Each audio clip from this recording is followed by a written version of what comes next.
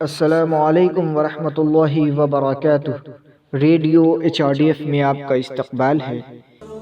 عليكم بقيام الليل فإنه دأب الصالحين قبلكم وإن قيام الليل قربة إلى الله ومنهاة عن الإثم وتكفير للسيئات ومطردة للداء عن الجسد۔ ایک حدیث ہے جسے امام احمد اور ترمذی نے روایت کی ہے کہ رسول اللہ صلی اللہ علیہ وسلم نے فرمایا، قیام اللیل یعنی تہجد کا اہتمام کیا کرو، کیونکہ تم سے پہلے کے صالحین کا یہی طریقہ ہے، اور رات کا قیام یعنی تہجد اللہ سے قریب و نزدیک ہونے کا، گناہوں سے دور ہونے کا اور برائیوں کے مٹنے اور بیماریوں کو جسم سے دور بھگانے کا ایک ذریعہ ہے۔ قیام اللیل اللہ کی قربت لاتا ہے، یہ برے کاموں کو حل کرتا ہے، گناہ کرنے سے روکتا ہے، یہ جسمانی بیماریوں سے بھی لڑتا ہے۔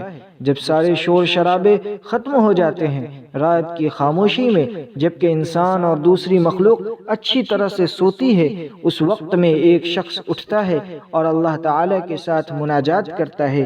وہ تہجد کے بارے میں یہ نبی اکرم صلی اللہ علیہ وسلم نے ہمیں بیان کیا ہے۔ تہجد ماضی کے انبیاء اور بابرکت صالحین کی پسندیدہ عبادات میں سے ایک ہے۔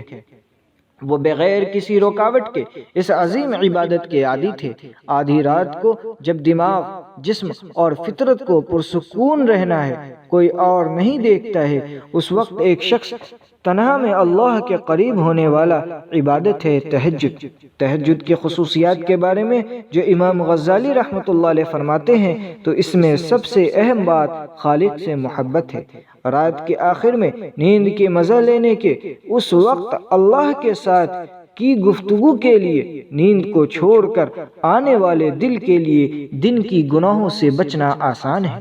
قرآن پاک میں ان مقامات پر جہاں نیک، جنتی اور عقل مند کی صفتیں بیان کی گئی، ان کے بارے میں خاص کر یہ بیان کیا گیا ہے کہ وہ تہجد پڑھنے والے ہیں۔ قرآن میں جہاں اللہ کی آیات پر یقین رکھنے والوں کے بارے میں بیان کیا گیا ہے، متقیوں کا ٹھکانہ جنت ہے، اس طرح کہتے ہوئے ان کی خوبیوں کا تذکرہ کیا گیا ہے، یہ بھی قرآن بیان کیا ہے کہ وہ تہجد میں پابندی رکھتے ہیں۔